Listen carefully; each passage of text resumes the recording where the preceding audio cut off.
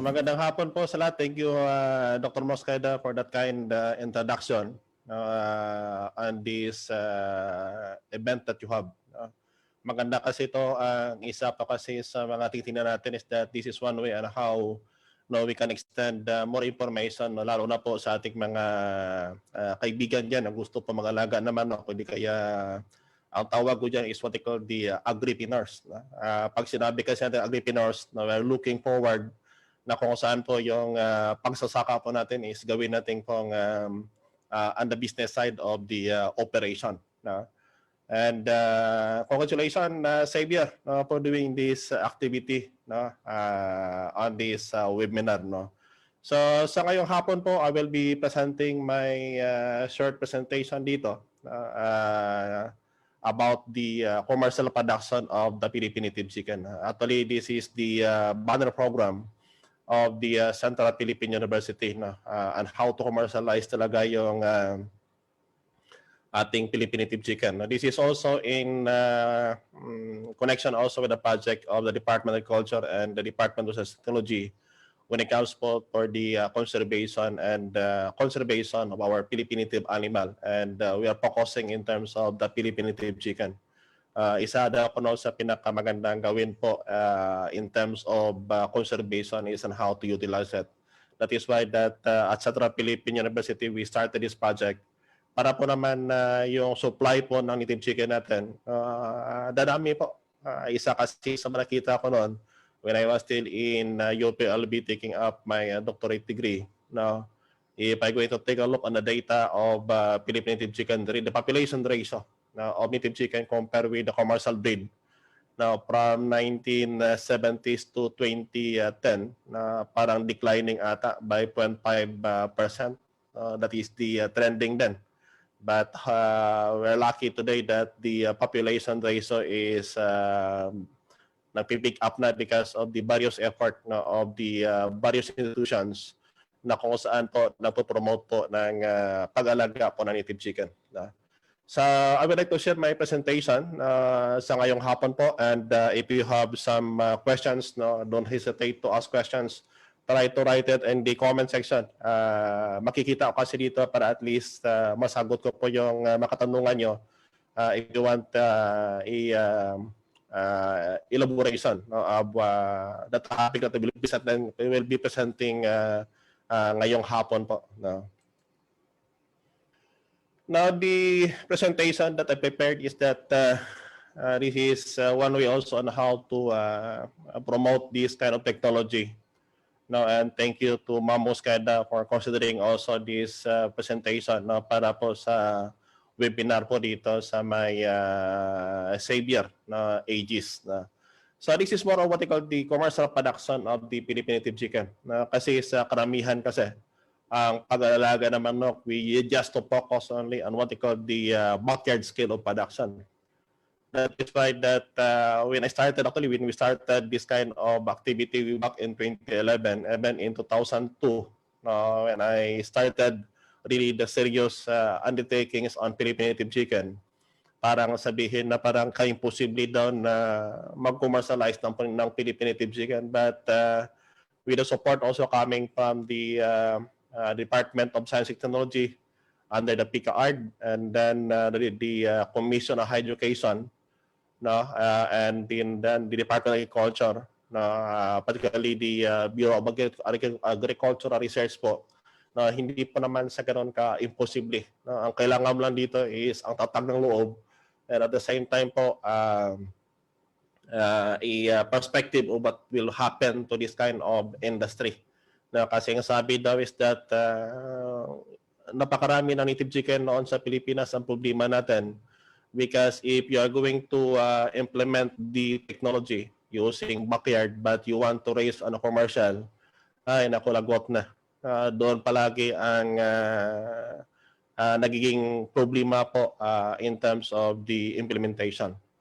Sa this afternoon, ibig sabihin po, this is just an overview of what is really the commercial scale of production of Philippine native chicken.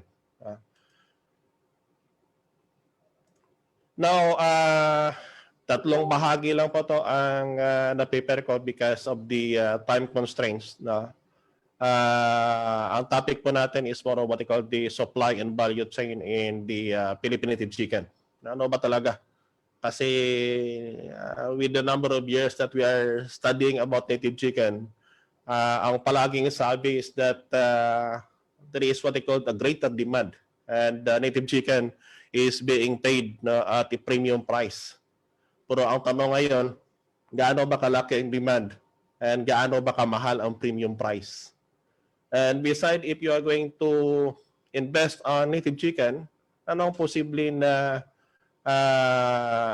venture ang pili mong pasukan? Ano kaya naman mangyayari if you're really inside of this kind of technology?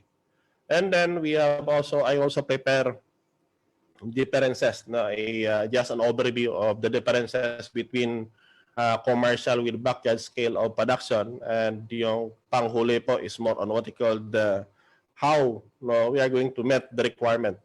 The data that I have collected, estimated data, this is the data that I've used during my doctorate degree, na actually yung requirement ng Pilipinas, if given the chance, yung mga tawag dito, yung mga consumers or the niche market, sobrang laki. That is more than 200 million heads demand per year. Paano natin ma-attain yan? It could not be attained by just one person or one individual or an institution, but this need what they call the collective effort. But yun nga ang sabi natin is that the CPU and the under the banner name the Philippine Native Chicken, in behalf ng sobrang dami kasi ng mga pages, but we keep on this Native Chicken, Philippine Native Chicken as our page, na kung saan po it serve as the avenue for us to share the technology on commercial production of Philippine Native Chicken. Now, ito palagi kasi ang sinasabi ko is that with the COVID that occurs way back almost a year, malapit na isang taon yung COVID-19 sa atin, this is one of the greater consideration. Kaya nga sabi ko palagi is that to those who would like to invest in commercial production of native chicken, pwede bang dahan-dahan muna? Pag sinabi itong dahan-dahan muna, pwede bang please equip yourself before putting up investment in this kind of industry. Otherwise kasi pag yung learning process kasi, ang tuition fee kasi sobrang mahal. Lalo na pag nasa loob ka na, yung kung bakit that before you venture really on this type of production, please equip mo na yung learning experience that you have before putting up your hard-earned money on this kind of venture. I know that the potentiality of bringing more income is nandun, but kaya nga palagi sabi nila is that when you would like to receive the opportunity, this is always what they call as the payment of the risk that you are facing in your day-to-day operation. So, tingnan muna natin yung supply and value chain. Pag sinabi natin kasing supply and value chain, mas maganda kasi kung makita talaga natin na supply and value. Yun palagi ang pinaka-critical. Kaya nga sabi ko palagi is that how large is the large and how premium is the premium. Kasi ito palagi kasi even the feedback during my live stream program, palagi is the discrepancy in terms of pricing. Sa Mindanao, yung presyuhan umaabot hanggang 200 o 220 yung isang kilo. But even in some other part of the Bicol region, ang isang kilo, minsan yung bilihan doon is only about 120. Given that is based on the feedback of the followers of the Philippine Native Chicken. Parang malayo ata. The pricing in Manila naman, in Cainta, umakyat hanggang 500 pesos. Same price also in Binyan, Laguna. Napakalaki ng discrepancy talaga. So that is why that we should take a look how large is the large and how premium is the premium. Now, this is what we call the current scenario of the raising and production of native chicken. Parang ganito yan. Ang bintahan ng manok na farm gate price, this can be possibly in a kilo basis, but there are some feedback coming that it is based on the weight, about mga, ang tawag namin dito is what they call the tamanyo, that is weighing about mga 850 to 900 grams or 800 to 850 grams na manok. No, ang presyuan in the farm gate price is ranging from 160 to 250. Tingnan po nyo on the part of the consumers na how much is the price. Now, pagluto na yan, aabot yan, it ranges from 350 to 500 pesos per piece yan. So, parang ganon. So, kung tingnan nyo po ang discrepancy of the prices from the part of the raisers papunta po sa consumers, parang sobrang layo ata. Now, when the studies then conducted noon, ang comment palagi is that mas maganda pa na bumili ka na lang ng manok sa mga raiser at saka ibenta than raising a native chicken by itself. And that is what they call the practicality of sometime investing money in this kind of enterprise. But again, it depends on the level of distribution. Kasi palagi ang masakit palagi dyan is that the middleman, nasa gitna kasi palagi. Alam nyo kasi if you are going to invest in this kind of project, kahit na yung manok nyo, sabihin nyo backyard, yun palagi ang sabi ko, if the backyard is really gaining in its operation, bakit hindi dumadami yung native chicken natin? Alam niyo, when we quantify really the value of the native chicken on the parents condition, magkano ba talaga ang presyohan ng production cost ng native chicken if it is being raised under parents condition? Bakit na hindi dumadami yung backyard raiser? Ang nakita po namin is that na ang nangyayari is that if you are going to raise it in the backyard, try to quantify it. Alam niyo kung magkano ang presyo? Yung production cost nyo pa lang under farm condition is 250 pesos.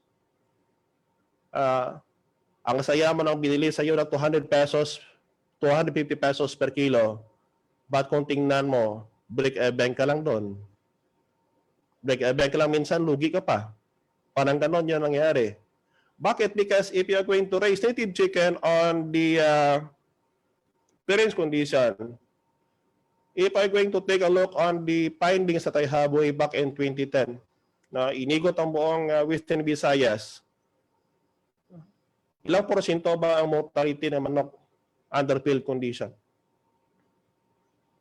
The mortality ranges from about 50 to 60%. Ibig sabihin po sa mga sisiyo, out of 100 sisiyo that you have, ang nadating lang dyan sa edad na pili mo na yung market is about 40 to 50 heads lang. Parang ganon yan. Kahit sabihin pa natin na malawak yung lugar na pag-alaan ninyo para na makatipid po kayo, mas talong nagmahal. Bakit po? Habang lumalawak yung ginagalaan po ng manok natin, there are various factors there na kung saan attributed to the mortality or the losses of your native chicken on free-range.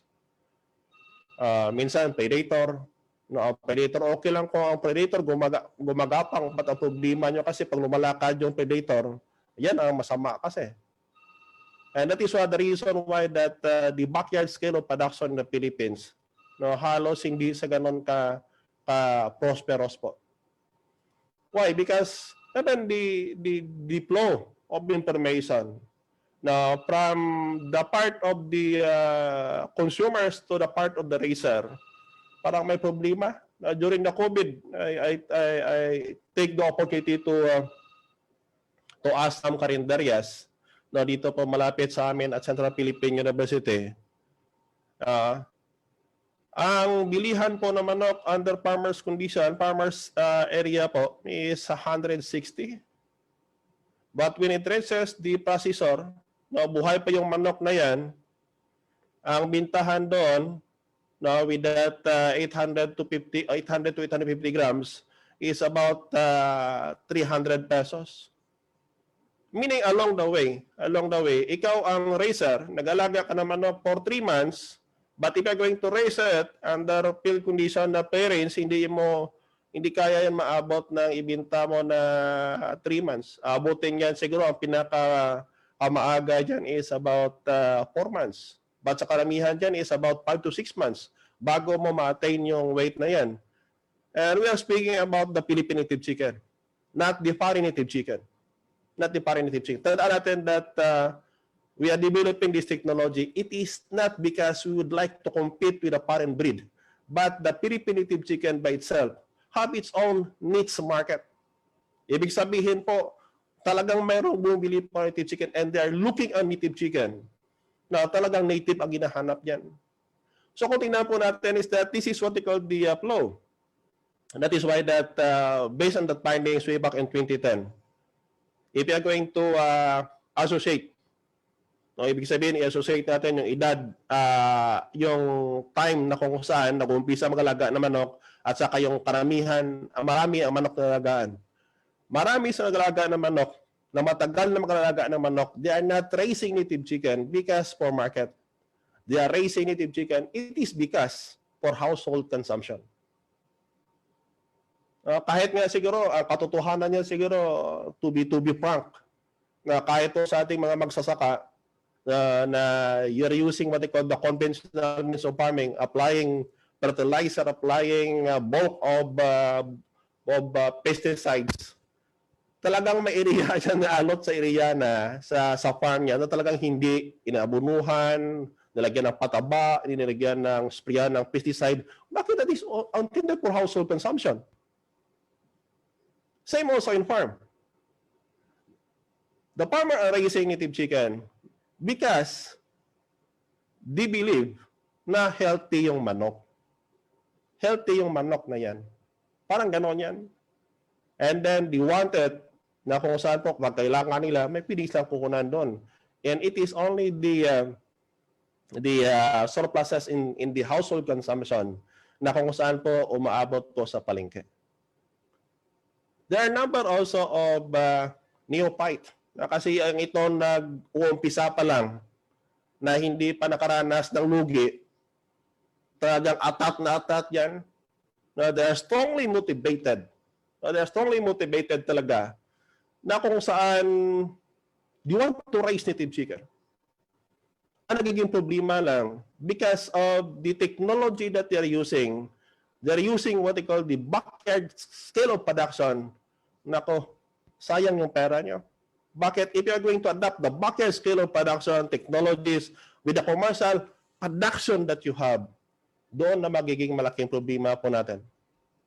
That is why that at CPU talagang we really dig deeper po, no, on how to really to promote this kind of technology. So kung isipin po natin along the chain, in terms of the income derived, kayo na po ang mag-analisa po. On both ends, and the part of consumers po, kawawa palagi. They are the ones suffering for few individuals in between. For few individuals in between. Yung kung bakit na palagi sinasabi ko, ano kaya pwedeng gawin natin dito? Even as at Philippine native chicken during the COVID time, kasi ang tao kasi parang, lalo na pag-isecure si Iloilo, lalo na pag nag-isecure yung Iloilo noon, kami mismo nag-ikot-ikot sa magbenta ng native chicken. We are selling that chicken at 275 per piece, pre-delivery na po within Iloilo. Ang pag-dress niyan is scientifically dressed na safe po. If I'm going to sell it on the process, that 275 could earn as much as 400 pesos. Isang manok lang. Isang manok lang. So, ibig sabihin that if you are a raiser, and then you are also engaging in processing and marketing, ang tinitingnan mong income that can be plowed back on your operation, malaki po. Malaki. Ibig sabihin po na pag yung bintahan, for example, pagpalagay natin 160, papunta po sa 350. Magkano ang diferensya sa gitna? That is 160. Kahit na lagyan pa natin ng risk associated and the cost with it, isipin nyo ilang araw lang ang hawak ng middleman o di kaya ng processor. But, the level of profit that they can derive na i-compare mo doon sa raiser, lalo na pag nasa backyard yan, ay nako, walang mangyayari sa atin. That is why that even the DOE student, when I was still part of that project, na tinitingnan talaga on how to reduce the mortality on native chicken. Sa sakit, housing design, and others. So this is what they call the flow of the product. Now, tandaan po natin, what it reaches the market, it is only what they call the surpluses in the production of the farmers or the raisers. Ibig sabihin po, halos kulang yan. Kulang. And imagine who earn more along this value chain. Makita nyo na kung ano ang dapat gawin. At least you are informed na ganito pala ang sitwasyon on the production of native chicken.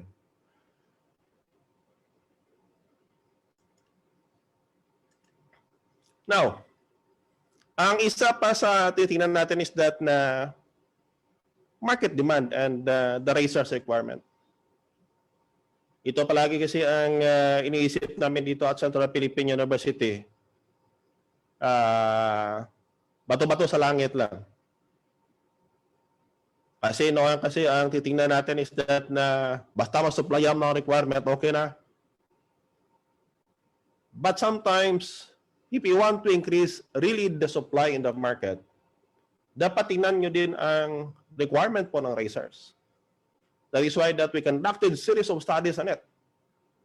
Kaya lang ang isa sa nakita namin is that na iba kasi ang researcher, pag ang researcher, negosyante, nang ikaw ay plain researcher lang. Kasi kung plain researcher ka lang, if you produces the research output, okay na yan. But if you are a researcher and a businessman, parang hindi pa yata, kulang pata. And that is what we are doing here at Central Philippine University. If you want to raise native chicken, na kung saan po is that na you really intend it. Now, to answer the demand of your market, try always listen to the requirement of the market. Based on the study we conducted sa mga consumers talaga of the niche market of the native chicken, they are not buying native chicken because of the size. But they are buying native chicken, it is because of the quality of the meat. Ang raisers naman, ang gusto niya mangyari, they wanted to have a native chicken na mabilis lumaki. Ay, nako. Ang ginagawa po ninyo, pag gusto niyo mabilis lumaki yung manok nyo, dapat talagaan po ninyo ostrich. O di kaya, kung gusto niyo mabilis malaki yung manok nyo, dapat talagaan po natin is the broiler. With a continuous selection process, intense selection process po, nawawala kasi ang mga attributes ng ating native chicken. Tandaan po natin that the gene flow, saan pa talaga nagmula yung manok all throughout the world. Alam niyo kung saan nagmula yung manok? It came up, it started from, halos ang manok na yan, it started here in South and Southeast Asia. Ibig sabihin po, umiikot yung manok sa buong Pilipinas, sa buong mundo po, ang pinaka-origin po domestication is in the South and Southeast Asia po.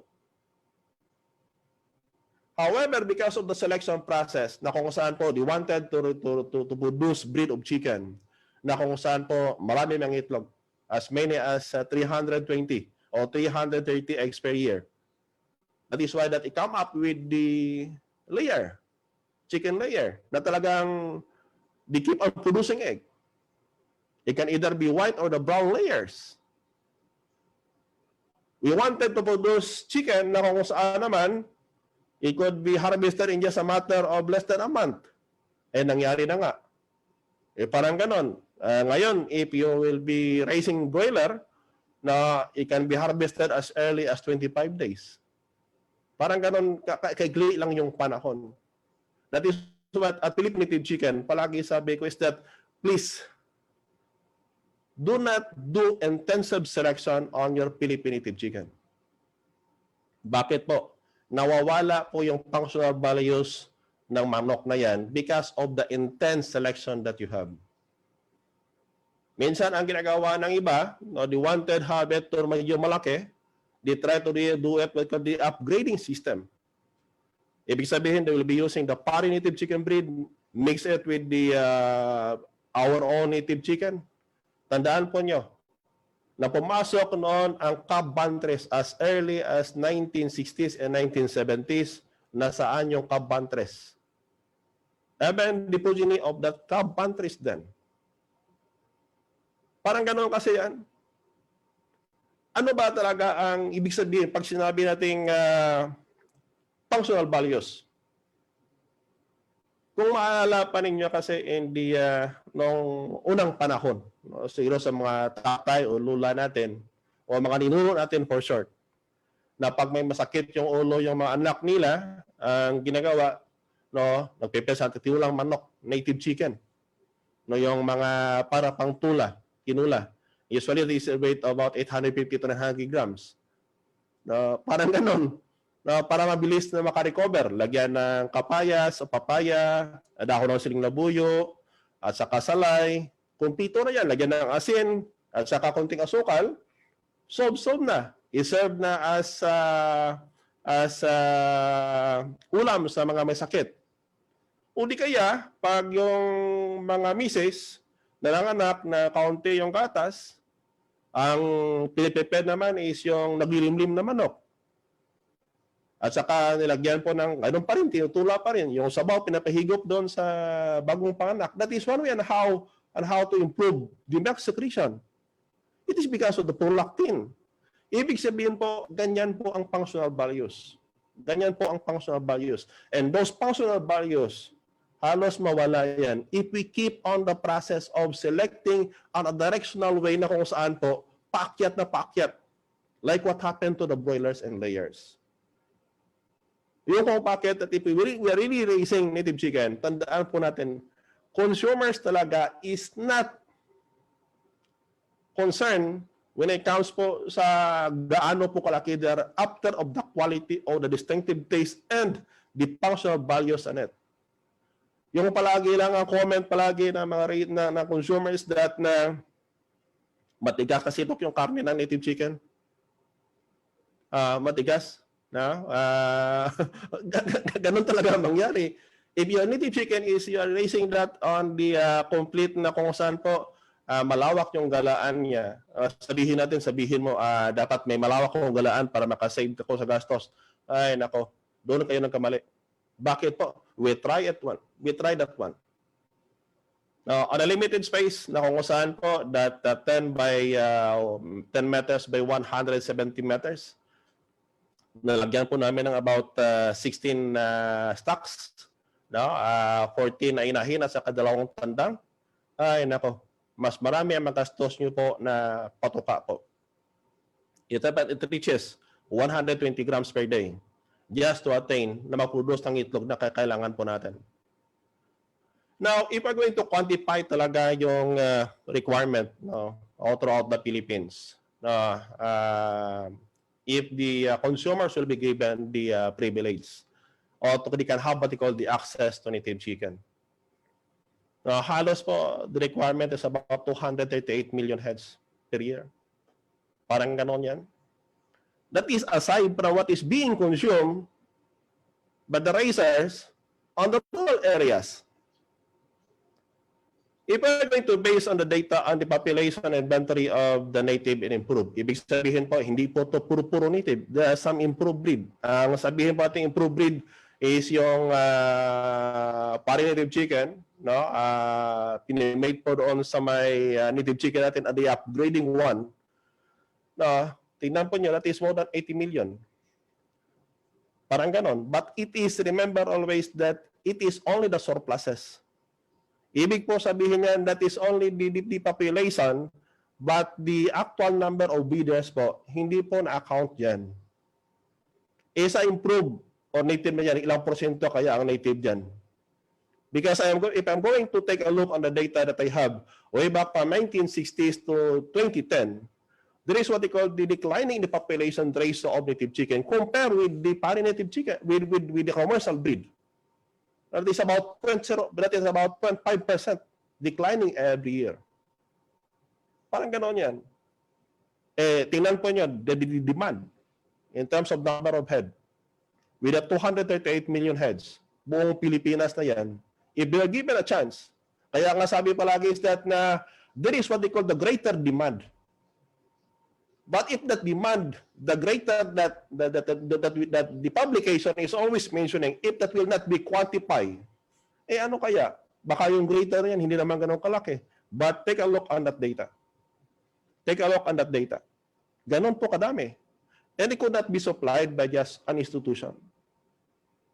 Kahit sabihin natin, ganun pa kalaki, so hindi mo talaga kaya supplyan yan. And there is what they call the need for collective effort of the raisers all throughout the Philippines. That is why that at Philippine Native Chicken, even though of some negative feedback or even with the experience that we have, we keep on pushing and pushing it. Doing more researches on this end. Iba kasi. Kaya nga palagi sabi namin is that we are not only doing research on the native chicken at Central Philippine University, but we are venturing talaga in the commercial scale of production. Kaya nga palagi sabi ko in my live stream program, sabi ko palagi is that with the COVID that we have right now, and given right now the information that I'm given, it's high time for us to do what we call the direct marketing. Marami pong, there are a lot of myths on how we can market it. Because in the connection between the raisers and the consumer po, mapaikli po natin ang premium price na yan. Ang premium price na yan. If you are going to have it be an dressed chicken, ibig sabihin po na dress na yan, and if you are going to offer it among the consumers po, magkano po talaga ang gusto ng presyo? It ranges from 250 to 275 pesos per piece. If we are going to use the data that we have dito po sa Central Philippine University po, yung weight na yan is about 850 to 900 grams and even as low as 800 grams. Parang ganon yan. And that is what they call the premium price when it comes po sa dressed chicken. And even kung puntahan pa nyo palengke po, mas mahal pa dyan. It depends on the season. It depends on the season. Yung kung bakit that if we develop technology and commercial scale of production, palagi nga sabihin is that pwede bang uniform ang body weight. Kasi pag native kasi, no, hindi pa ganon ka-establish yung selection. There is really talaga ang variability. And it is associated in that variability. The functional values na nandoon pa yan. But if halos nakabalanse na yan, baka yung ibang functional values niyan, mawawala yan. Diba? And at the same time, pwede bang mapaiklian natin ng konti yung edad? Na instead of having it be sold at 4 months, pwede bang 4 to 6 months, pwede bang babae natin in 3 months time? We try to compute talaga, try to monitor the growth, the feeding system, how many kilograms or how many grams makonsumo po ng manok, at saka hanggang kailan yan, na kung saan yung gain in weight niya is enough na kung saan po hindi po tayo malugi in the expenses. It is only up to 90 days. Pag nagsobra na po kayo in 90 days, aabot yun ng 120 po, lugi na po kayo sa patuka po ninyo. Kahit sabihin pa nyo nakagala yung manok nyo. Kahit sabihin pa nyo nakagala ang manok nyo. Try to account all the expenses that you have. Try to account all the mortality that you have. The market wanted ng native chicken na hindi matigas yung karne. But wanted na dapat on appearance. Ay, nako, parang hindi makatugma yan. Bakit? Kasi ang manok nyo, habang lumalawak ang galaan yan, tumitigas po ang karne niyan because of the daily activities of the chicken. Kung tingnan nyo yung manok nyo, malaki ang katawan, patinimbang nyo po, halos magaan yan. Parang ganon yan. If you really want the native chicken na hindi matigas ang karne, huwag niyong paggalain ng sobrang lawak. Try to limit the movement.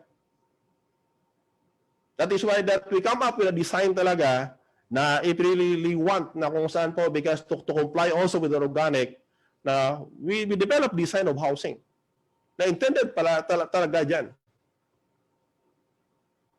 Now, in terms of the taste of the meat, distinctive taste of the meat, kung balikan po namin ang study namin way back in 2005, gaano po karami ang species na tinutuka po ng manok when they are in range? Kasi sabihin na basta nakagala yung manok kasi masarap yung lasa. Kaya nga ginawa namin ng paraan na how to determine talaga ano ba ang nagpapasarap sa lasa ng manok na native. Alam niyo yung findings sa study na yan, pag ang manok is under the parents condition po, yung tawag dito yung tinutuka po niyan o kinakain po sa paligid niyan, ang tawag namin doon is this scavengable feed resources po. Hindi bababa niyan sa 10 different feedstuffs. Parang ganon yan. So, ibig sabihin, habang dumadami ang klase ng patuka na ginagawa po natin sa pag-promulate po ng supplemental feeds, ibig sabihin po, mamintay natin ang taste ng manok. And that is the basis why we formulated the CPU feeds. Kasi ang binibili po ninyo na mapatuka in the market, kung marinig po ninyo yung mga tawag dito, yung mga sinasabi palagi that anti-stress, anti-heat, no? Parang ganon, to fast recovery, faster growth, increase breast muscle. Alam nyo kung ano ginagamit yan? That is a synthetic amino acid isolates. Synthetic amino acid isolates. Bakit po mas mura kasi ang patuka paggamita mo ng synthetic amino acid isolate? Based on a study that we conducted, ang manok kasi walang specific requirement when it comes po sa crude protein, but they have a specific requirement when it comes po sa amino acid. Parang ganon yan. So that is why that if you really want that the taste of the meat of the chicken will be maintained all 3 year round, dapat yung formulation ng patuka po ninyo, you'll be using not less than 10 different feedstuff para yung lasa po ng manok will be maintained all throughout the year. So, parang ganon. So, this is what we are doing at Central Philippine University na kung saan we serve as a bridge between the demand, the quality demanded by the market and the requirement of the raisers. Now, in terms of the niche market, as I've mentioned, parang ganito kasi yan. This is what we call the yung focus natin kanina na the niche market. Ibig sabihin natin na niche market, hindi po tayo nagko-compete po sa commercial breeds. Hindi din po tayo nagko-compete with the foreign native chicken. The Philippine native chicken have its own niche market. Ibig sabihin talagang mayroon naghahanap diyan. So these are what we call the niche market. Ang requirement ng niche market po is that it should be tender and juicier. Pwede bang hindi matigas pero medyo yung karne niya hindi naman dry? Pwede bang ang lasa ng manok po? Kasi if you're going to try it, try nyo po. na magtatay po na native chicken, those chicken on the during the rainy season at saka dry season. Tigman nyo po lasa, mag-iba po yan. Pero kung magtigim po kayo, wag kayong ibig sabihin na pag nguya mo, lunok agad. Nguyain nyo muna ng matagal para ma-appreciate yung taste. And then, standardized marketable product. Ibig sabihin po, size-wise. Size-wise and then what they call the taste and the quality po, pwede bang mas standardize yan. At least pagdating sa market, na halos para bang kung sa broiler sabihin mo halos magkapareho yung katawan niya, laki ng katawan, and then the taste. And possible the next market of native chicken, they are buying it at a premium price because they are believing it is free from synthetic chemicals. Pag yung manok po ninyo, ginagamitan po nyo ng mga synthetic chemicals, akala nyo, niluluko nyo ang buyer nyo. Actually, niluluko po nyo sarili po ninyo. Bakit?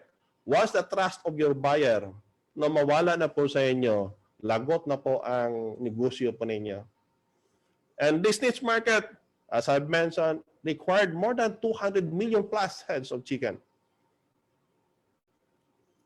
At sa racers naman na side, parang ganito ang gusto po ng ating racers, but because na it is more on a backyard, aminin man natin based on the study that we conducted po dito, na sa kasamaang palad po, na almost 80% of the racers of native chicken in Western Visayas are using commercial feeds and antibiotics. Kasi pag ikaw investor, ito kasi nakita namin, okay lang kung nagagawa ka lang ng technology, okay lang sa'yo, bahala na kayo dyan. But if you are the one implementing what you are doing, ay nako, lagot na. Kasi pag wala kang pagtambal, tama naman yung sagot ng racer, anihin namin yan, paano kayo kung manok namin magsakit, anong pwedeng gawin? Parang ganon yan. Parang gano'n yan. That is why that sa napapalo ko sa page namin on Philippine Native Chicken. Right now, we are busy on determining talaga ano ba ang mga pantambal na pwedeng magamit po ng racers na para po sa sakit ng mga manok po ninyo. Para at least right now, we'll be doing na kung saan po matulungan na yung racer at the same time providing the requirement of your market. Tandaan po natin. If you are raising native chicken, the intention talaga is just to relieve the stress that you have. Kasi gusto niya kasi sabi na nila, pag nag-alaga ka ng manok, that is one way on how you will be relieved from stress. Tama ko yun. Basta ang manok po nyo, hindi sumobra sa 10 inahin. But, if the number of chicken that you have, umakyat yan ng about 100 breeder stocks, baka stress ang dulot po sa inyo yan. No, kaya nga, better equip yourself first before venturing in this kind of business. Talagang the opportunity is there. The opportunity of 200 million plus. What is being needed here is that the technology na kung saan po mapababa pa natin yung production cost of native chicken, na kung saan po at saka it will meet the requirement of your market. Now, ano ba talaga ang pinagkaiba po ng commercial with the backyard scale of production? Pasensya na konti because we have the limited time and medyo bilis-bilisan ko na lang konti. Now, in terms of differences, palagi tanong, which is which? Ano ba talaga ang gusto nating mangyari? We want commercial scale or we want the backyard scale? Kasi palagi sabi ko is that maawa po kayo. Kasi ang mata po nyo, kapag sobrang lawak na makita niya, pag nagandahan, gustong implementar agad, pag-isip-isip muna po tayo. Ano ba talaga ang commercial? Ano ba naman ang sa backyard? Mag-isip po na tayo. Kaya nga palagi sabi ko that before you venture or you want to invest in this kind of business, pwede pa muna na you do what they call the search muna, learning experience muna. Because before you venturing in this kind, maganda kasi tingnan, kung makikita po nyo sa picture, ito manok, sobrang dami kasi. We are the first in Iloilo and Western Visayas or maybe in the Philippines to implement the contract growing on Philippine native chicken then. We are also first in the Philippines to dress native chicken more than 2,500 heads. Nangilagay namin sa storage. Magtataka yung taga-storage. Native ba talaga to? Pure native yan. Because when you invest in native chicken, you need what they call the intensive preparation. The opportunity is always there. Opportunity is always there. Kaya lang, it requires capitalization. It requires capitalization. Yung kung bakit that with the number of training that we have, we started this page on Philippine native chicken as early as May 10, 2014, just to impart the information of technology on Philippine native chicken. Because if you're going to raise native chicken, you need personnel. Ang masakit yan sa katotohanan, lalo na po sa ating mga weekend farmers, pag sabihin natin weekend farmers, yung mga professionals na kagaya natin, na kung saan nagtatrabaho, and then every Saturday and Sunday, uwi doon sa farm niya, at saka may katiwala lang doon, na tingnan po natin. Iba kasi ang mag-alaga ang may-ari compared than the trusted one. Tandaan po natin na habang dumadami ang tao po sa farm natin, dumadami ang problema natin. Not all of us is equipped on how to manage personnel. Minsan, ang sabihin mo na lang sa tauhan no, minsan, pag kung ano mangyari sabihin mo, actually we established this project para po makatulong. Kung ganon din ang plano nyo, magpatayo na lang kayo ng philanthropic organization. Remember always that we engage in business. Try to separate your philanthropic work with the business side. That is based on experience that we have. Yung kung bakit that even the equipment that we use on Philippine native chicken, halos ngayon po, dahan-dahan na po kami nag-automate po ng operation namin. Bakit po? It is to reduce the number of individuals. And besides, sa ngayon po, mahirapan po kayo maghanap ng farm help o katulong sa farm. Yung kung bakit at automation will work. And besides, there is always a greater risk na in the operation. Sabihin natin, greater risk kasi, hindi naman kasi na lahat-lahat, yung kung bakit na sinasabi ko palagi, with the technology na pinopromote po, palagi sa sinabi ko palagi, there is always an associated risk with this kind of project. Nandoon yung opportunity, sobrang laki, but the risk naman po, kasabay palagi yan. Hindi naman pwede na you can earn as many as higher as this value without the risk behind it. Yung kung bakit na palagi muna ako, pwede bang risk muna? At least you will be prepared na pag na-implement yung project nyo, at least alam mo ng risk go, at least you can prepare in advance. Otherwise, if I keep on speaking on the golden opportunity behind it, baka darating yung panahon, balik ka din at balik dito sa akin. And that is what we experienced when we conducted training as early as 2014 and even up to now. Yung kung bakit na kahit na medyo marami-rami nag-request for the webinar that we have on the commercial scale of production of chicken, sabi ko palagi is that pwede bang dahan-dahan muna? Now, we already tried dry run one webinar. Yung kasi ang titingnan namin is that ano pa talaga ang gusto natin mangyari. Minsan kasi parang kinukonsensya ka rin na because that racers adapted yung technology at saka nalugi yan sa operation niya, partly or maybe mostly of baka kayong reason behind it. Bakit nalugi siya? That is why that sabi ko palagi is that na siguro umpisa natin dito mismo sa station to commercialize talaga ang operation and how to make the operation more sustainable in itself. Unlike in terms of backyard scale of production, na kung saan pag naka-backyard kasi, walang problema yan.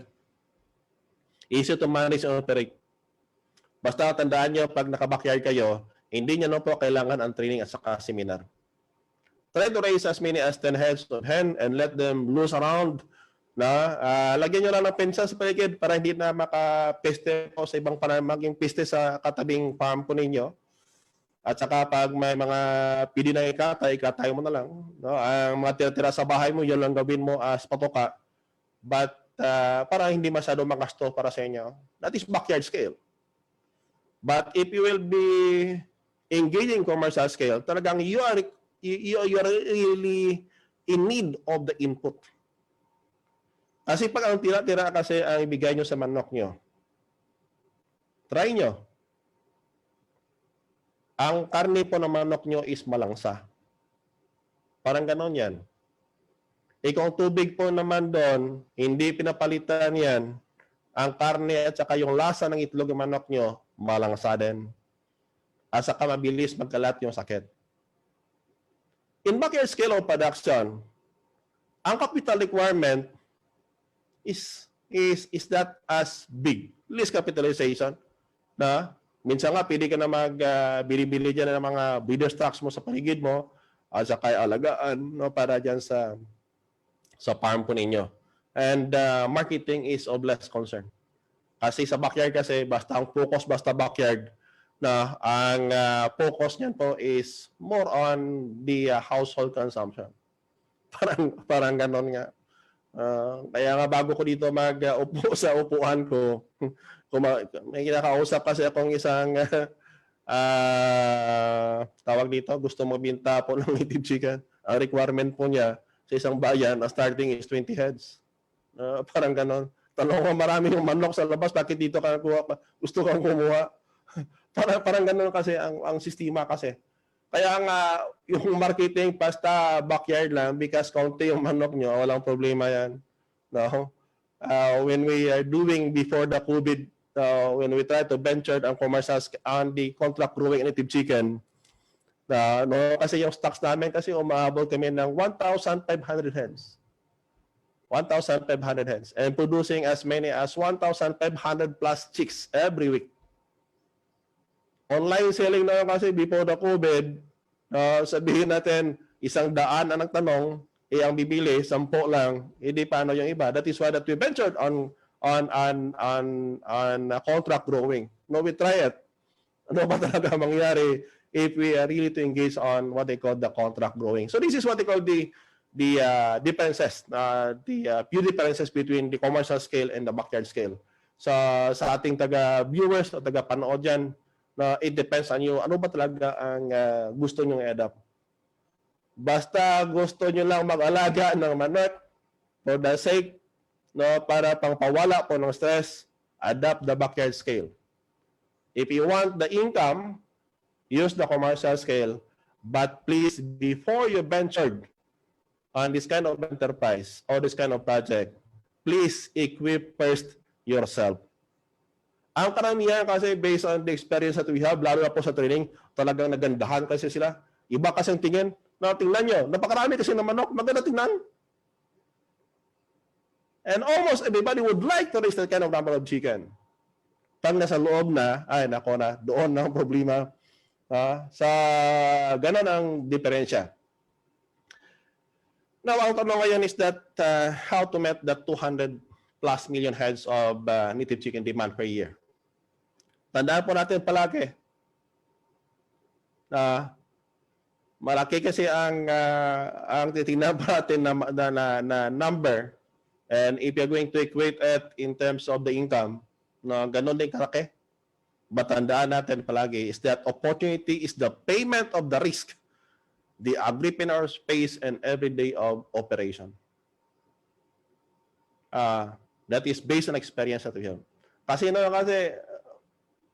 nagtataka ako because the demand is greater. Native chicken is being paid at a premium price. Given the two opportunity behind native chicken, bakit kaunti nag-alaga ng manok all throughout the Philippines? Ano ba talaga na sa loob niyan?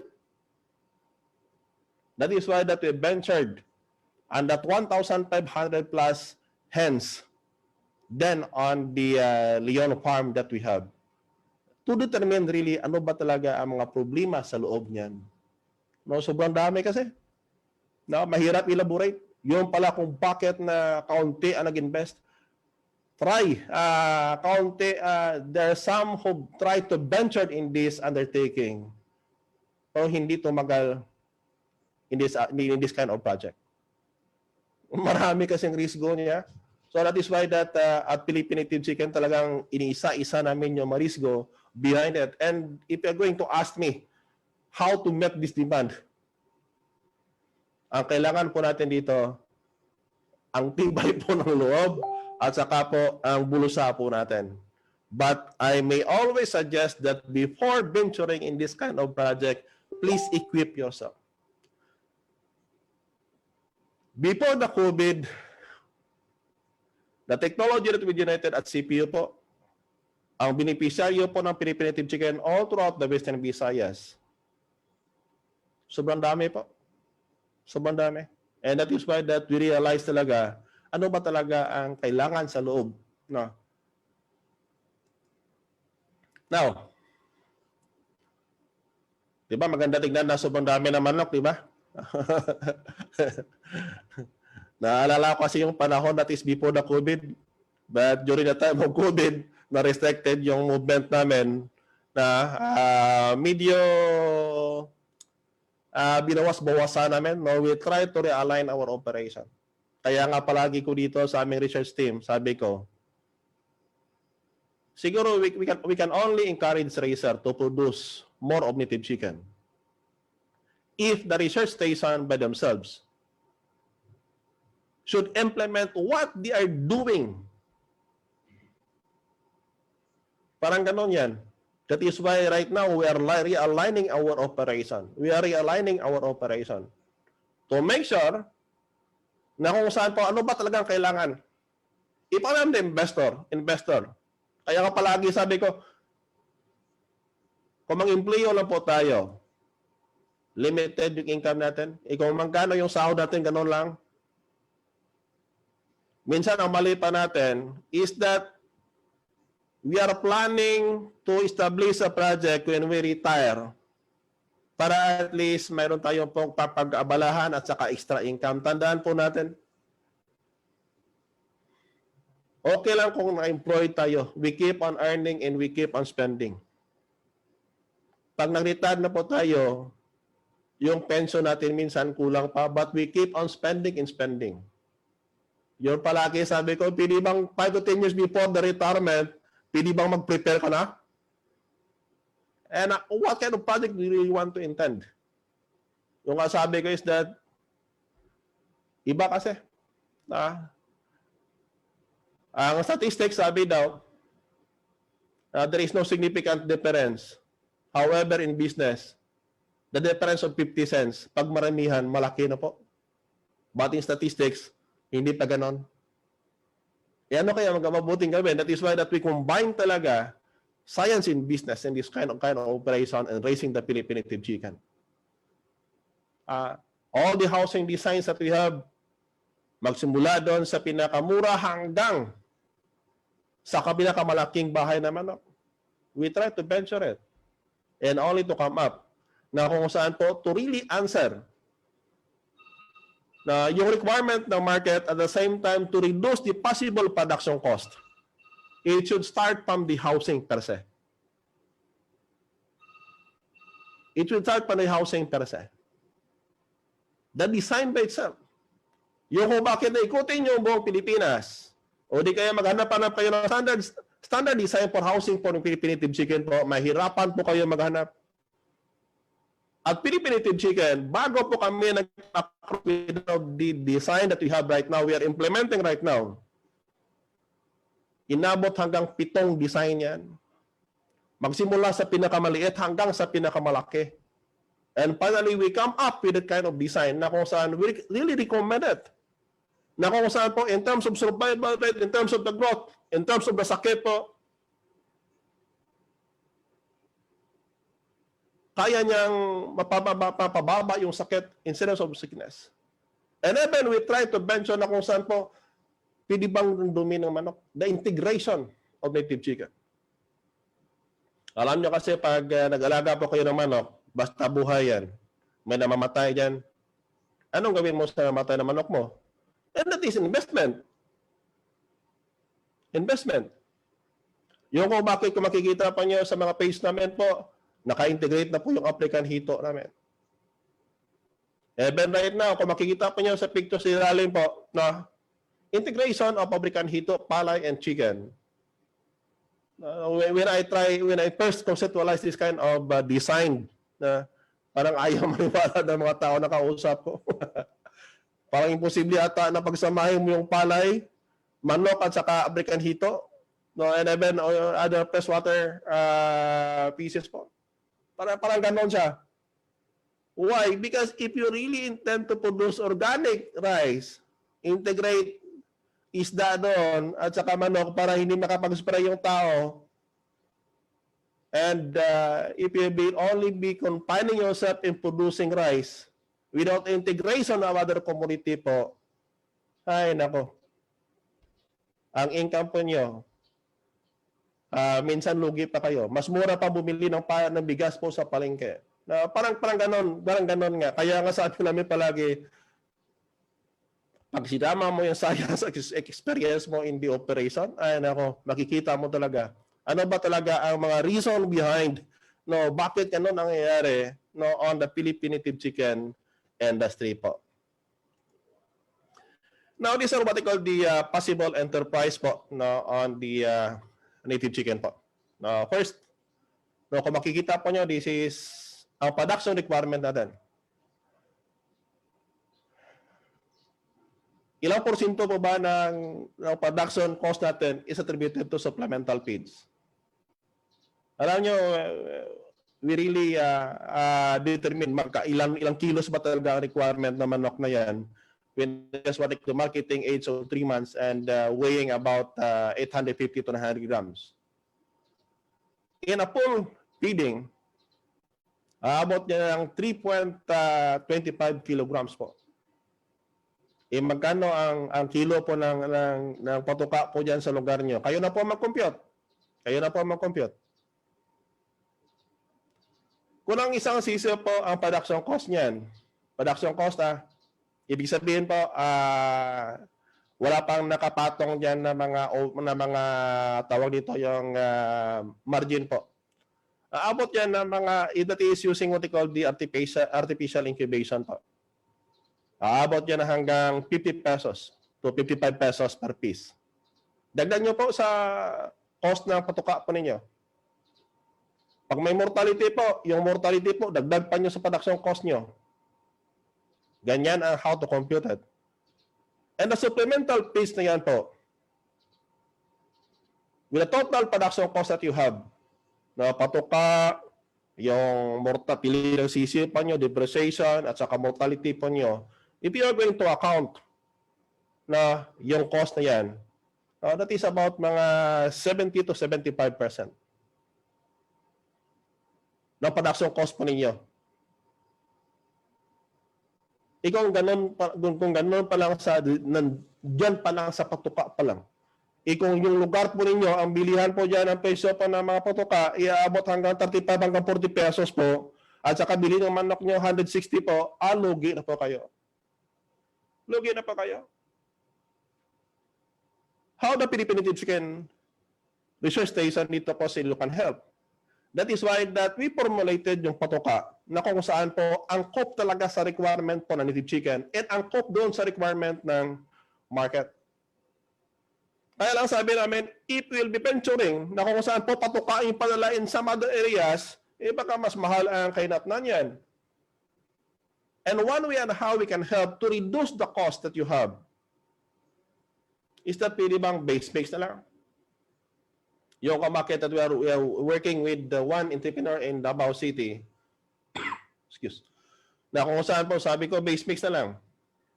At least pag mura yung mais po ninyo, kung mura ang mais nyo, aabot lang yan siguro if the price of the corn is 15 pesos. Whole corn ha, hindi yung milled corn. Baka yung cost niya, naabutin lang yan about mga 25 to 28 pesos. Pag yung mais naman is 12 pesos, bababa pa yan. Pag yung mais po, nasa inyo na, kayo ng palaki, kayo nag-produce niyan, ibig sabihin po, may ganansya na po kayo doon, may kita na po kayo sa may mais niyo, may kita pa kayo sa manok niyo. And that is one way on how we can help. The supplemental feeds by itself, meaning that if the supplemental feeds mas mapababa natin ang cost, ibig sabihin, all the rest in the cycle, profit will increase. Ano pang isa? Alternative to synthetic veterinary medication. Yung kung bakit na ngayon po, sa mga followers po natin sa Native Chicken, na nakaantabay ngayon on this webinar po, yung kung bakit na hindi hindi kami makapag-live stream on the page that we have, it is because na right now po, medyo busy kami on the researches talaga using what we call the plant extracts. Kasi ang titingnan po namin is that if the farmers or the raisers by themselves can produce medication for the chicken, hindi mas mapababa pa natin ang production cost and at the same time increasing the survival rate. Parang gano'n ang sitwasyon niya. Kasi kahit na sa amin din.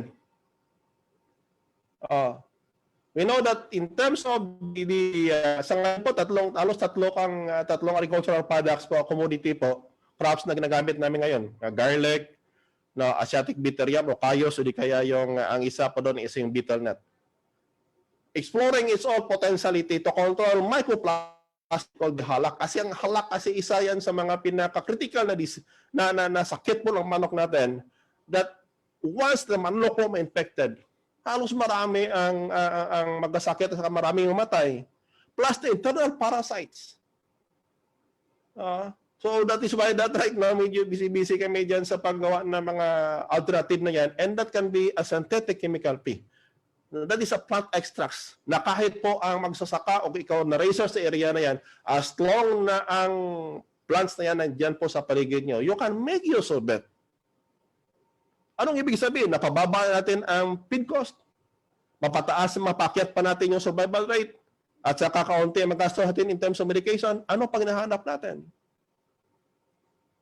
Even in terms of the breeder stocks. Kaya nga palagi sabi ko is that atuloy dyan sa Mindanao area, dyan sa may Siblig ata, sa may Zamboanga del Norte, na kay Vice Mayor Aurelio Monteclaro, ang may-ari po ng Nitibo Chicken dyan.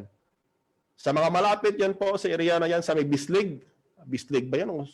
Basta Zamboanga del Norte, na kay Vice Mayor Aurelio Monteclaro, isa kasi yan sa mga estudyante namin dito sa Philippine Native Chicken on a personalized learning. Yan din sa may area sa may Zamboanga del Sur, no?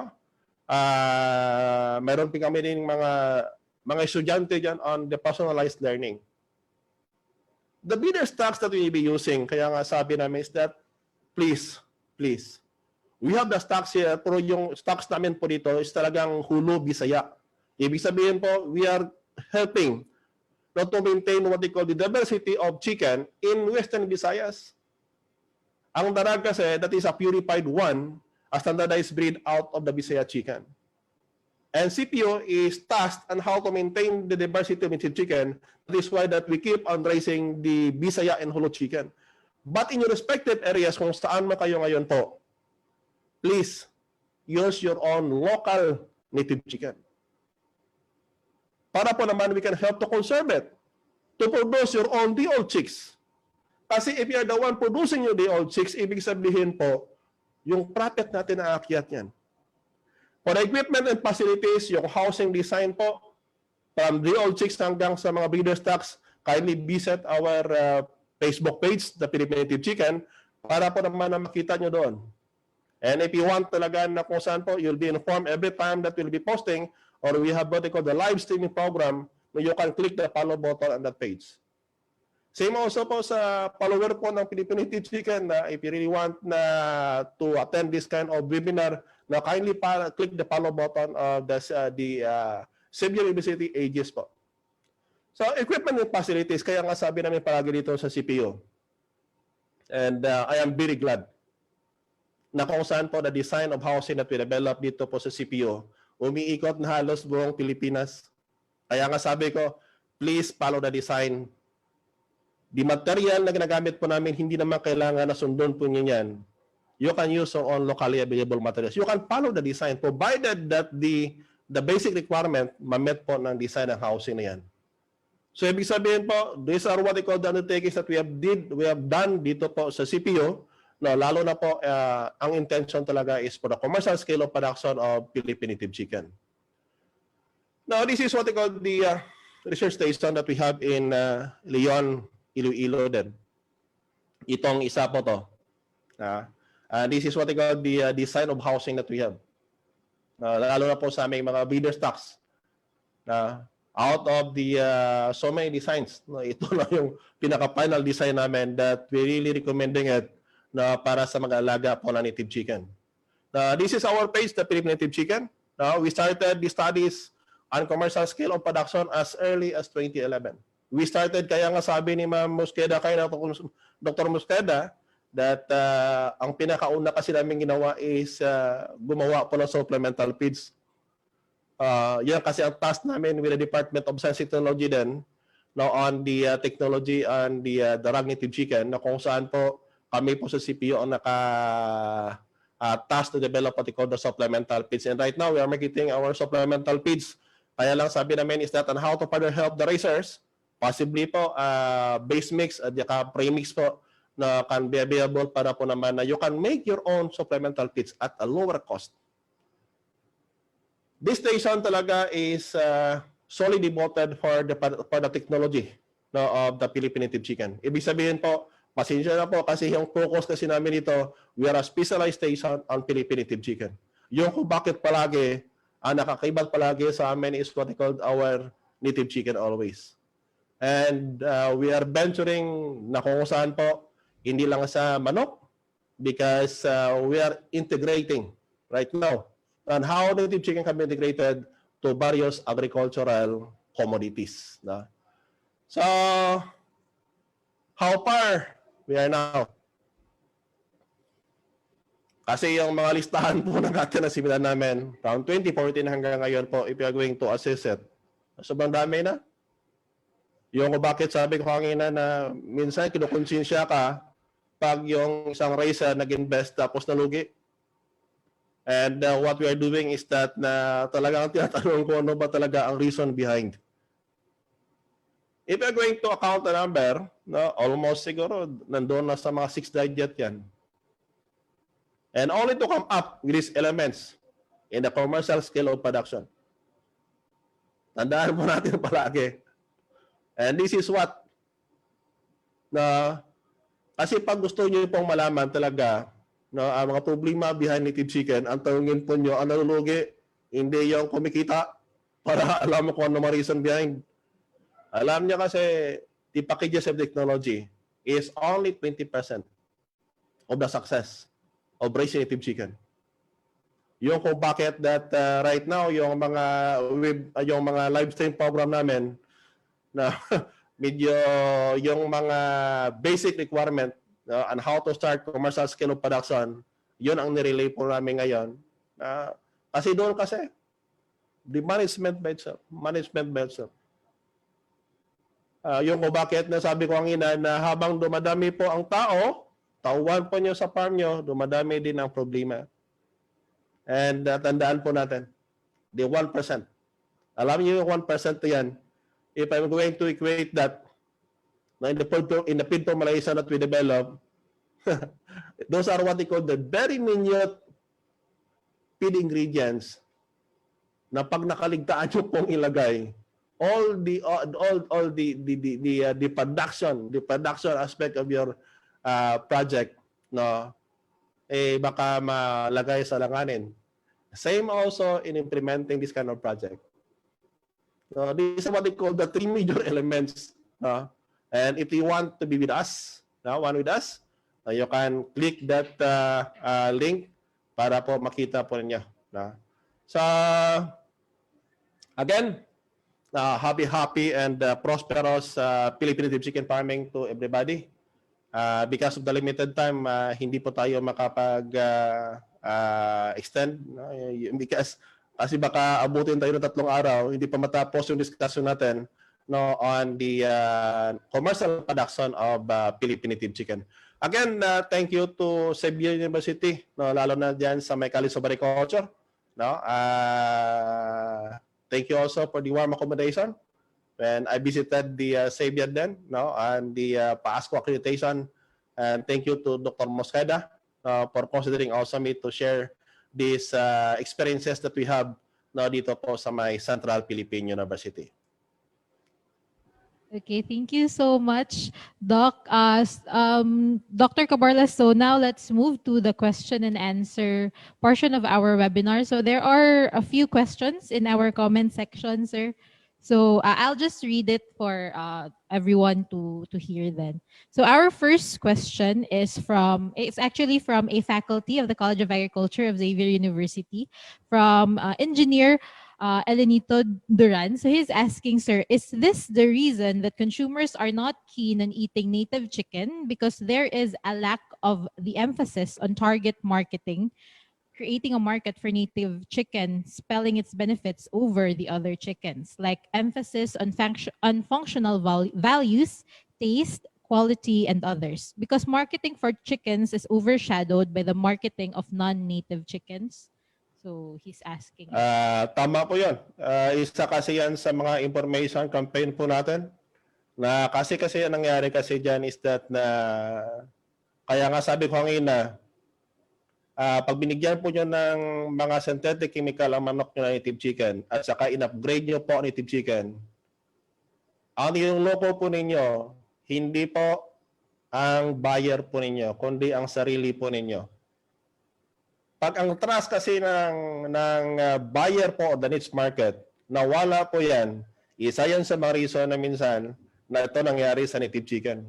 Yung kung bakit na dapat pwede bang pag-alaga po tayo ng native chicken, be specific. Kaya nga sabihin natin, kaya nga dito sa amin sa CPU po, mahirap kasi pag nasira yung integridad mo. And that is what is happening right now in the Philippines. No, na yung minsan sabihin ng racer, ang buyer pala, kung bumili ka din lang ng native chicken, nakalagado ng synthetic chemical, tutuhanin mo na lang, bili ka na lang ng broiler, mas mura pa. And that is one of the reason. Kaya nga palagi sabi ko in the page that I have, sabi ko, information dissemination of what is really a native chicken. Hindi ko kasi makalimutan yung sabi ng mentor ko, Dr. Sinabagyo, sabi niya, James, kahit maliit lang yung manok na yan, but the functional values of it, saan kayang masarap? Yung manok na pang tinula o paracetamol? And those are what they call the functional values. And that attributes is being degraded. Ang tawag doon is genetic erosion because of the cry of the farmers that you would like to raise native chicken na mabilis lumaki. Kung parang ganun lang, mag-alaga na lang kayo ng broiler. Because the process of keeping on the process na kung saan po palagi nagamit ay upgrading. Ay naku, sabi ko nga kanina, the cub pantry started as early as late of 1960s and 1970s. Saan pumunta? Ang isa sa mga reason bakit na sobrang taas na ng mortality ng manok natin, it is because of the infusion of the strain po ng ibang lahi ng manok. Ibang lahi ng manok. Because dito sa Pilipinas, sobrang dami po ng manok natin. The phenotypic group. And these are the group of chicken na sana po pagtulong-tulungan po natin in Mindanao area that you have what they call the Basilan chicken and the Bisaya chicken that you have there. And thank you also for the effort of the UST and some of the institution in Mindanao for working or standardizing the native chicken that you have, the Basilan chicken that you have into Sampin chicken. Yung kung bakit na wag na kayo maghanap-hanap sa may ibang pinggan. Nandoon mismo sa Mindanao, you have the genetic group na pwede po nyo magamit. Naikot ko yung Mindanao from Davao papunta doon sa Agusan, papunta dyan sa Cagayan. Halos the genetic material of chicken that you have. Now, I visited Manolo Portits. Napakarami po genetic group na native chicken sa Mindanao po. Pwede bang yan muna ang gamitin po natin? Nakamute po kayo, Joanne.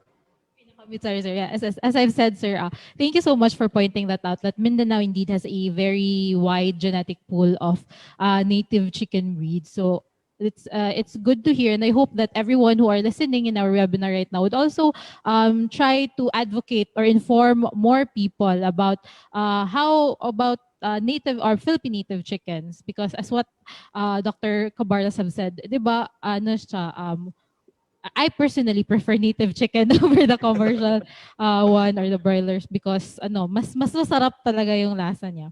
So anyway, Doc, let's move on to our second question. So Miss Karil Apaap is asking, are you aware of any government programs that support raisers of Philippine native chickens? And if yes, what are these?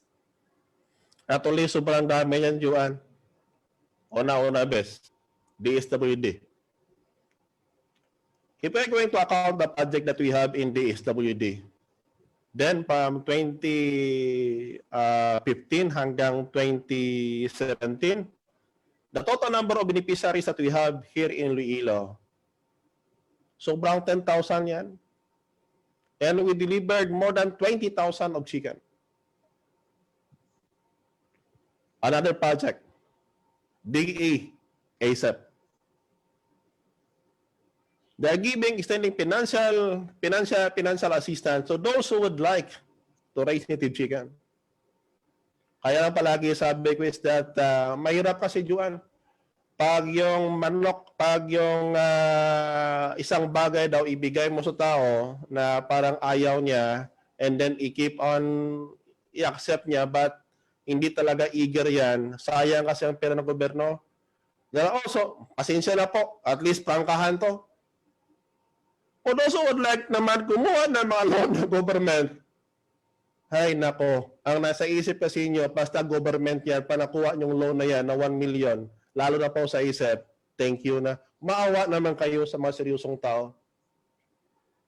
Maraming mga project yan. Even right now, the DP that we are what they call the service provider for the commercial production of the chicken in Central and Eastern Visayas. Marami yan. In the different areas that you have, marami yan. Kaya lang ang problema natin is the support services. Ano bang support services? You have the money to invest. You have the money to invest.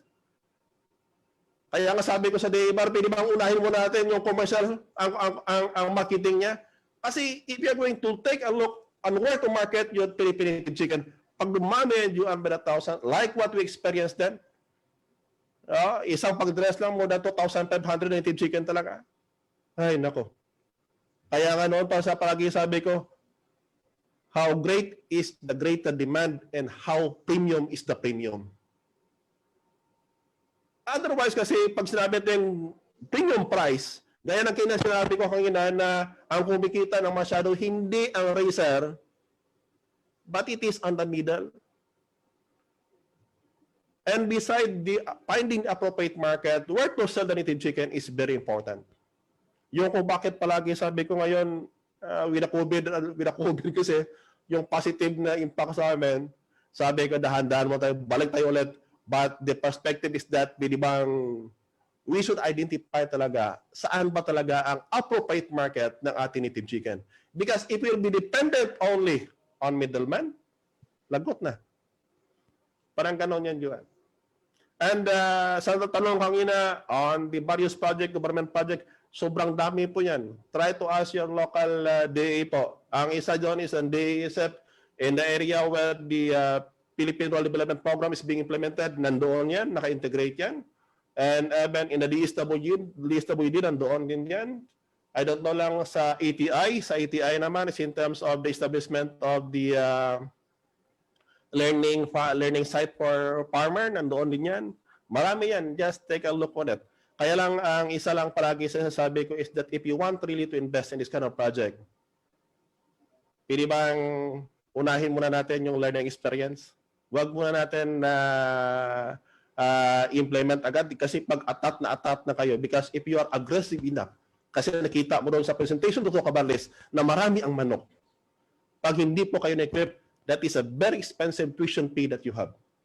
Kaya nga sabi palagi, this is a very expensive hobby that you have to raise native chicken.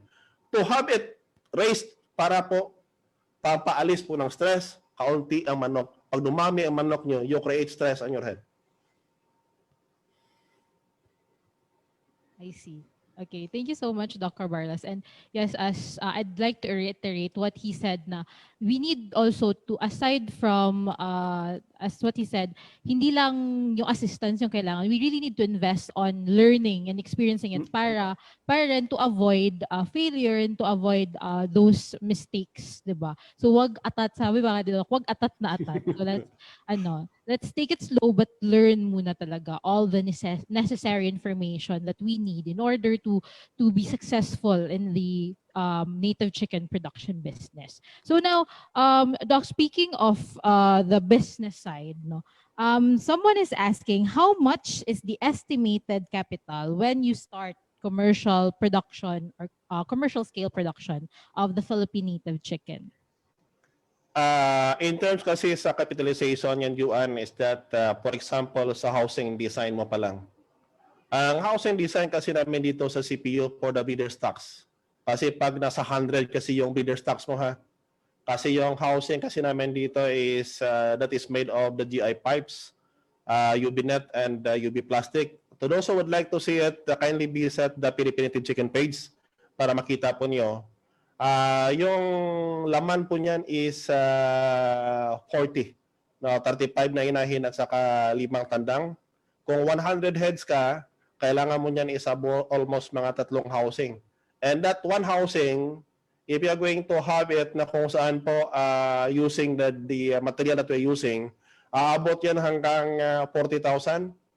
But if you are going to have it na kung saan po using the design that we have, wala problema kasi yung patent niyan nasa amin din, and I giving you permission to copy it, na pili po nyo makopya yan using your own locally available materials, at saka kung ikaw pang gumawa niyan, baka mapamura pa kayo. Basta ang palagi sinasabi ko dyan, na bago po nyo gamitin yung kawayan o di kaya mga wood dyan o nipashingas, pili bang i-treat muna natin against termites para at least medyo lumawig na konti yung ang useful life years niya.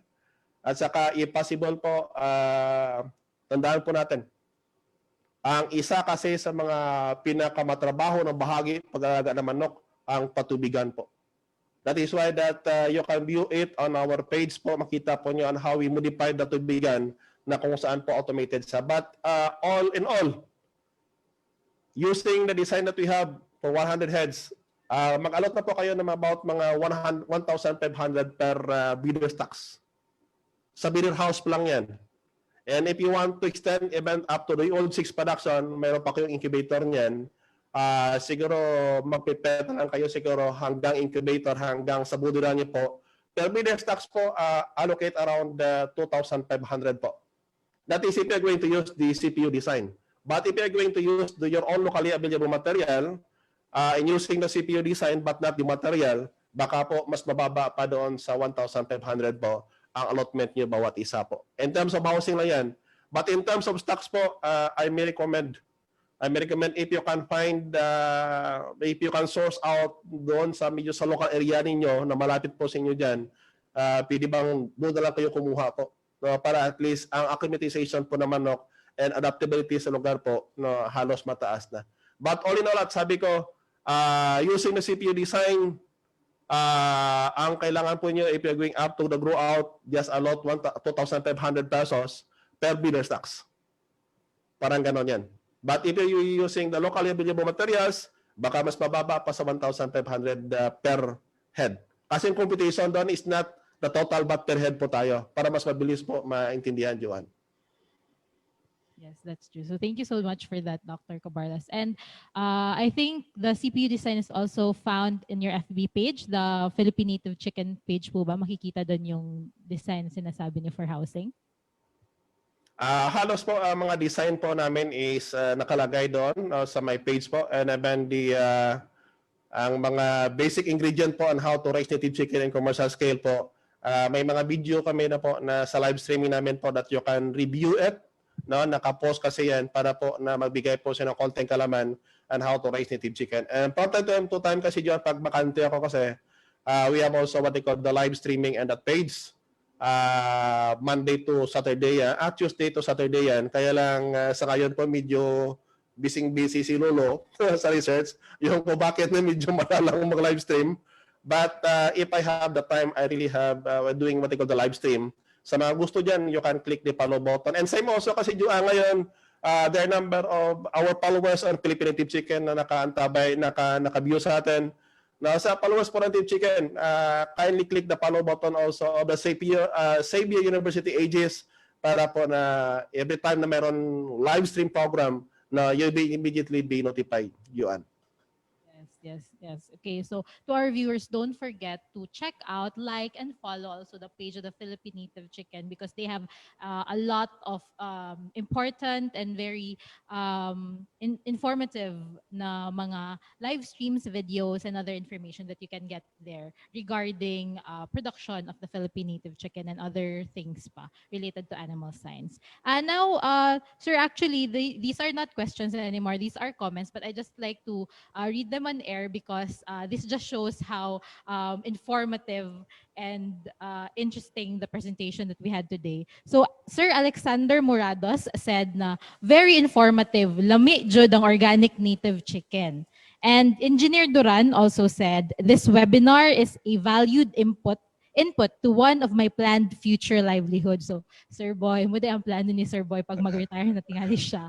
And then another share or another viewer of ours said, Miss Diana said, thanks po for the info. So also in behalf of Xavier University, thank you so much, Dr. Cabarlas, because it's really a very engaging and very informative discussion that you gave us today. So, Doc, as a parting message as the closing of this presentation of yours, can we ask for a parting message for our viewers, which are mostly students and those that are in the academy, and also to those who are in the private sector? So, what can you say to them? Kaya nga palagi sabi ko sa mga estudyante namin dito sa may Central Philippine University, na ito kasing buhay ng mga dekano. Alam ko si Dr. Busqueda, pareho rin kami dalawa, na palagi sabi ko is that there is a greater opportunity in agriculture. Instead of right after graduation, finding job, why not create job? Why not create job? Tandaan po natin palagi that the Philippines, based on 2015 data, we are more than 100 million. And kung sabihin sa kayo kasi ang sabi sa DOH that we need about 108 million doses of COVID vaccine. Anong ibig sabihin yan? Our population is keep on increasing. With the COVID experience that we have, realization on agriculture is there. There is money in agriculture. Kaya lang palagi sabi ko is that pinibang we should treat agriculture as enterprise and not as a way of life. Kasi pag nag-integrate kasi ang business, na doon palagi yan. We are looking always on the bottom line. Tandaan po natin palagi, huwag natin antayin, sana huwag maulit. Or maybe worse than COVID, na hindi po tayo makalabas ng bahay. The farmers in the respective areas po, walang gutom. Kahit kami dito sa CPO at the College of Agriculture, kaya nga palagi sabi ko, walang ulam, manok-manok lang. Pag walang manok kasi baboy naman at saka kung alanganin, isda naman. Parang kanon na kasi buwan ng mga agriculturista nga. Doon ko lang na-appreciate during the COVID na kahit sabihin natin yung manok, ang bintahan is 400 pesos per piece. Because walang pagbibilhan yung tao, whether they like it or not, they must like it. They're going to buy it. Sana po sa mga estudyante dyan, right after graduation, pwede bang mag-create tayo ng job, not to be employed. At saka sa mga professionals naman, pwede bang mag-prepare po tayo para sa retirement natin, not on the day that we'll be retiring, but 5 to 10 years before. Para at least pag-retire natin, tandaan natin palagi, during the retirement, we keep on spending, but we are not earning. Parang ganon yan. And there is always money in agriculture, basta tandaan natin palagi, use wisely the resources that we have, be scientific in finding the opportunities behind, be a risk taker to face all the risk. Tandaan natin, opportunity is just the payment of the risk that we are facing every day. The greater the risk, the higher the opportunity. Ganon lang siguro, Juan. Baka abutin tayo ng masyadong